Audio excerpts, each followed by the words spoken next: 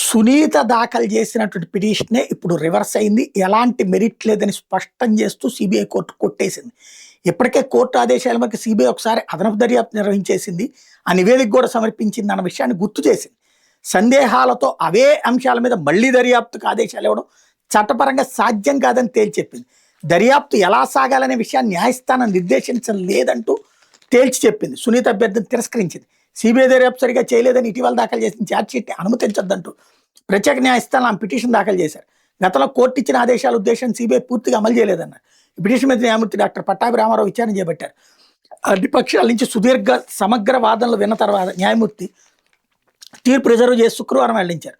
CBI తరపున PP వాదనలు వినిపిస్తూ గతంలో కోర్టు నిర్దేశించిన అంశాలన్నింటినీ పరిశీలించి అదనపు దర్యాప్తు పూర్తి చేశామని చెప్పారు.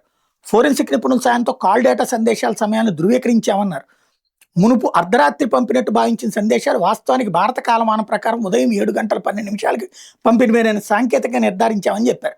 అదనపు దర్యాప్తులో 4 వ్యక్తులు విచారించామని, హత్యలో ఇతరుల ప్రమేయాన్ని సూచించే కొత్త ఆధారాలు ఏవీ లభించలేదని స్పష్టం చేశారు. అందువల్ల మరింత దర్యాప్తు అవసరం లేదని, ట్రయల్ను ప్రారంభించేందుకు సిద్ధంగా ఉన్నామని చెప్పారు. ఇప్పటికే కోర్టు ఆదేశాల మేరకు దర్యాప్తు పూర్తి చేసి 3వ సప్లిమెంటరీ తుది నివేదిక సమర్పించిన తర్వాత ఇదే అంశం మీద మళ్లీ దర్యాప్తు కోరడం చట్టబద్ధం కాదంటూ సిబిఐ చెప్పింది. నిందితుల తరపు న్యాయవాదులు ఈ పిటిషన్ తీవ్రంగా వ్యతిరేకించారు. ఇప్పటికి ఒకసారి కోర్టు ఆదేశాల మేరకు అదనపు దర్యాప్తు పూర్తయిందని, అదే అంశం మీద మరోసారి విచారణ కోరడం చట్టబద్ధం కాదన్నారు. తాజా మౌలిక లేదా పత్ర ఆధారాలు లేకుండా కేవలం అనుమానాల ఆధారంగా పదే దర్యాప్తుకు ఆదేశిస్తే అది రీఇన్వెస్టిగేషన్ అవుతుందని, చట్టం అట్లాంటి ప్రక్రియను అనుమతించదని వాదించారు.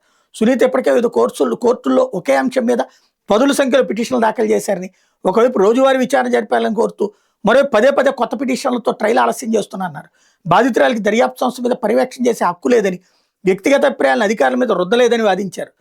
అన్ని పక్షాల నుంచి సమగ్ర వాదనలు విన్న న్యాయమూర్తి దర్యాప్తు సంస్థ ఎలా విచారణ జరపాలి, ఎవరిని ప్రశ్నించాలి, ఎలా ప్రశ్నించాలి, ఏ అంశాన్ని ఎలా నిర్ధారించాలనే విషయాన్ని తాము నిర్దేశించలేమని తేల్చి చెప్పారు. సందేహాలు మాత్రమే అదనపు దర్యాప్తుకి ఆదేశాలు ఇవ్వడానికి సరిపోవన్నారు. ఇప్పటికే కోర్టు ఆదేశాల మేరకు ఒకసారి అదనపు దర్యాప్తు పూర్తయిన నేపథ్యంలో ఇదే అంశాల మీద మళ్లీ విచారణ కోరడానికి చట్టం అవకాశం ఇవ్వదని స్పష్టం చేశారు.